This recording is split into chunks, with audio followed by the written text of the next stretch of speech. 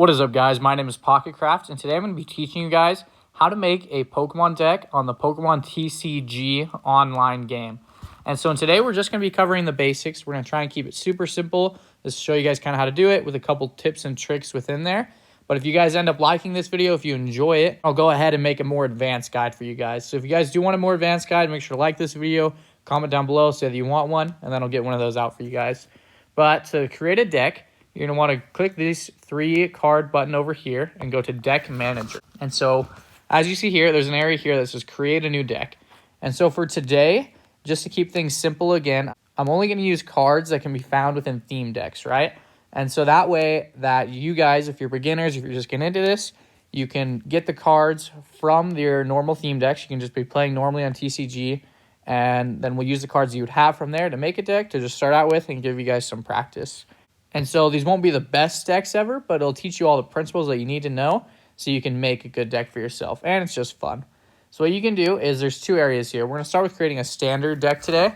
So you can just click on standard. And if you do that, then you just need to go through and manually select, every Pokemon you want to use. If you want to use Charizard, you got to throw them in like that. And so that can work, but that's a little bit more difficult. So what I would recommend doing for your first time is going to Deck Wizard. And this makes it a little bit easier. So you pick 2 Pokemon cards that you like and you want to use, and then it'll put them in a deck, create a deck, and then you can edit it however you want. And so I guess just a couple important things to talk about with a deck. So a deck is 60 cards, no more, no less. You only want to use 60 cards, and you can use whatever combination of Pokemon, trainers, and energy cards within there. And so there are 2 main ways you can win in Pokemon. You can either have your opponent run out of Pokemon, or you can take all their prize cards. Now, the most simple one is taking their prize cards. So that's what we're going to work around today. And so I'm thinking that for today, we will make a water deck is what we're going to focus on.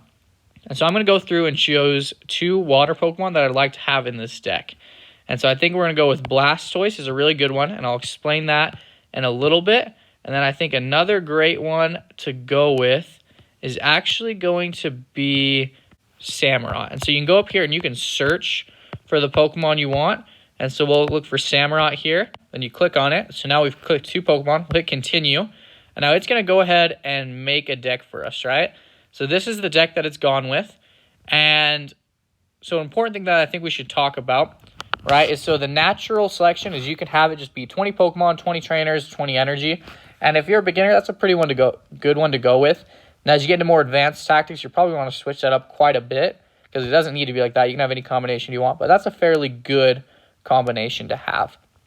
And so now going into this deck, looking at this right now, I kind of like most of the setup we have. I like the amount of Pokemon we have here, and I really do like the Pidgeot line, so I think I'll keep that. And so we have all these things here, and we're going to edit them, but before we get into editing them, I want to talk about a couple of the really important things that you need to look at when building a deck if you want to do well. So obviously, you're going to need to have some Pokemon that can do some good damage, right? And so with Samurott and Blastoise, we got that covered easily. But one really important thing you need to focus on is called energy acceleration. And so energy acceleration is being able to put energies on your Pokemon quickly and being able to put more than one on a turn, right? So normally you can just attach 1 energy card a turn, but there are certain cards in Pokemon that allow you to do more than that. And that's something you really need to be able to do, because the decks that usually win are ones that can get energy on their Pokemon really quickly. And so that actually is why I clicked on Blastoise, because if you look at Blastoise here, his ability, Powerful Squall, during your turn, you can use this ability, look at the top 6 cards of your deck, and any water energy cards that are there, you can put on your Pokemon in any way you like. So if there's 3 water energies there, you can put 3 on Blastoise, or 1 on Samurott and 2 on Blastoise, or whoever you want. And so that is a super, super good ability. And so that's the main reason I clicked Blastoise, because he's going to be our main way to energy accelerate here, right? Also, I'm really pushing to 1,000 subscribers right now. So if you guys are enjoying this video and if you want to help support me on my journey, I would really appreciate it if you hit that subscribe button, because if everybody who sees this video subscribes, we have a good chance of making it. But let's get back to deck building. Now, we also need to look at what kind of Pokemon we want to use. I do actually really like the Pidgeotto line, because this airmail ability is pretty good. It allows you to get some extra cards in. It's a pretty good line of cards. I think we'll keep it. Now, if we're being honest, if we were going through a more advanced deck, we'd probably take them out and go for a shorter strategy here, but maybe just more of these. Because you can have a max of 4 of every single card. right? And so that's one of the few rules. So technically, I only have 2 Blastoise, I believe. But if I wanted to have more, right, I could have 4 Blastoise here and focus on just like an all Blastoise strategy or something like that. Might be a little bit better. That's something that's a little bit more common. But I know for sure we don't want Stufel and Buware, so we'll get rid of those. I probably wouldn't use Pidgeotto and Pidgeot, but I think we'll just keep them in there for now. And we'll just go for the basic 20-20-20. So I think we'll get 2 more Pokemon in there that could do maybe some work. And so what I'm thinking is we could go for a Snorlax. Is always a great one to use. And so I like Snorlax. And we'll put 1 up there. And then I think Lugia can also be a great one. And Lugia is a really good one if we need time to set up. And we'll click on him and bring him up here. So now we have our 20 Pokemon. And this is by no means the best set of Pokemon ever that you'd use. In fact, this deck might not win very often, but it's just to practice the things. Now we're going to get into trainers. And now here, trainers are usually really not how we want them to be. So I'm going to go through and probably just do this off camera because it'll take a second. Delete all the ones that I don't think are useful, which is going to be most of these. And then I'll talk about bringing in the more useful ones. Okay, so with trainer cards, there's a couple things we want to talk about. So one of the things, obviously, is we want to be able to get as many Pokemon as we can with us, right? Because we want to be able to use our Pokemon, not just have them sitting in the deck. And so a really good card for that is in a fair amount of theme decks, is Pokekid. And so Pokekid, he is a supporter, so it's not the best because you can only use 1 a turn, but he allows you to search your deck for any Pokemon you want and put it into your hand. And so that's a really good one. We're going to use 4 of those in our deck. Nessa right here allows you to put 4 in any combination of water Pokemon and water energy cards from your discard pile into your hand, which is really good. Rare Candy, I unfortunately only have 1 of these, but it's a really good card to have. It allows you, if you have, say, like a Squirtle in play, and you have a Blastoise in your hand, but not a Wartortle, you can just straight up evolve the Squirtle into the Blastoise, which is super nice.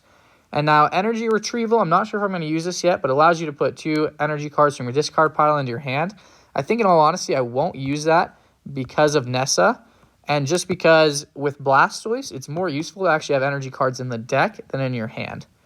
But now we want to make sure probably one more thing where we can get Pokemon. And we want something a little bit more sustainable. So what I'm thinking we should do is go for the Great Ball.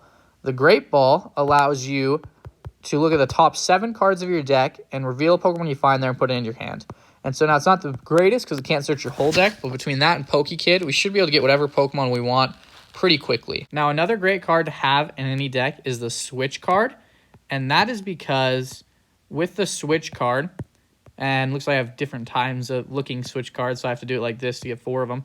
But the reason the Switch card is really good is because sometimes you'll just have your bench Pokemon as one that ends up getting set up instead of your active Pokemon.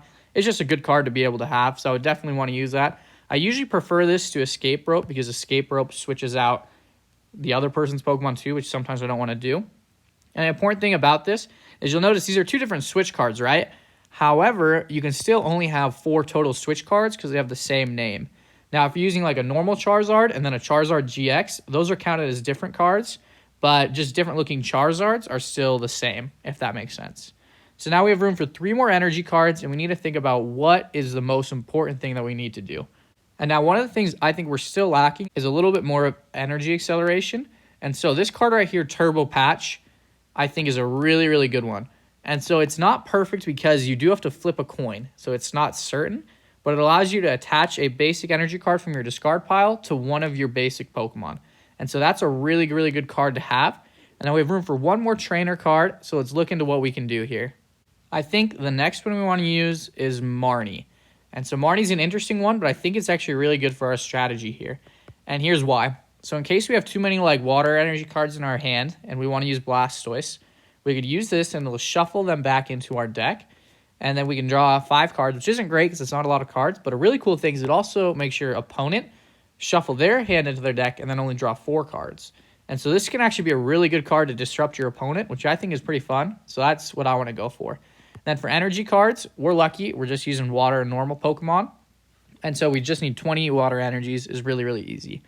And so this is just a really, really simple overview. This is by no means the best way to make a deck, right? This is not going to be the most winning deck. There's a lot more cards you can use. Obviously, if you want to straight up win everything, you'll have to use the best cards, right? And so there's all those like tag team cards. Like, I mean, look, I have a couple of them. If we look at like Pikachu and Zekrom GX, right? If you're using cards like this, obviously you can do really well. And there's other people who will be using cards like this. However, getting cards like that is a little bit more difficult. And so I'm just going to start off with the basics like this, and then I'll make a more advanced one later if that's something you guys want. However, once you have all the stuff you want, you can save the deck right here, and you can enter a name. And so we'll just go water. We'll just name it that for now. And then you can go through and edit this deck whenever you want. But you can go through and do a couple fun things, customization things like choosing a coin, right? We can just go for a Blastoise maybe. You can choose a deck box. We'll make it look like this maybe. And then there's card sleeves you can go through, which I'm not really going to go into, but you can do stuff like that. Then you save your deck. And now if you want to practice with this deck, what you can do is go to play, go to versus. And so usually versus will be in the theme format. If you have it sitting here, it'll usually be like this, right? Where you have all your theme decks. But if you want to use a deck that you've made, you go to standard. Unless if obviously you made an expanded or legacy deck, it'd be up there. But if you make a standard deck, go here. Then you can click on your deck, which is the one we just made. And then you can practice against real life people right here and then make any changes you want to your deck. And so that's the simples of it. I hope you guys enjoyed this. If you did, please consider giving this video a like and subscribing to my channel if you're new. But I hope you guys all have a fantastic rest of your day, and I'll catch you all in that next video.